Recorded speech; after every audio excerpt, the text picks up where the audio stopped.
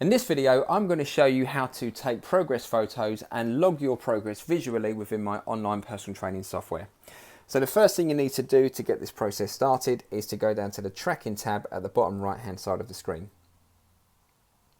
From here, just simply press on progress photos, and then at the top right hand side of the screen, click add.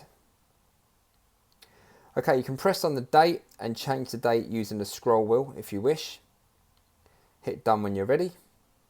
And then you can leave a caption, and a caption is a great way of attaching an emotion to a particular image. So when you look back over time, you'll have a good idea of what you were feeling when you took that photo, which is a really nice measure. So let's leave us a little caption. And then let's attach a photo to that caption. So we can either take a photo directly from your phone's camera, or you can choose a photo from your existing photo library. So let's do that now. Okay, once you've got your image, just simply press on the save button at the top right hand side of the screen. And the image will then save alongside the caption. Okay, now let's assume that a set period of time down the line, let's say a month, you'd like to take another picture so you can record your progress and see if there's visual changes with your results. Let's click on add again and repeat the process. Now for the sake of the demonstration, I'm going to change the date, so let's move that on to October. Let's leave a caption.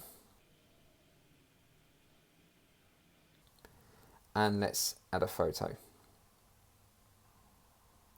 Again, once your photo is there, you simply hit the save button at the top right hand side of the screen.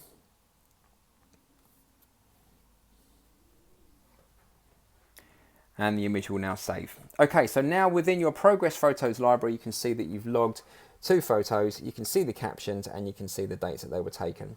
If you'd like to compare those 2 photos side by side, just simply press on the little ticks and you'll see where it says at the bottom there, compare photos. Press on that and you'll see the 2 images side by side, and you can do this of course with any photos that you take on your timeline.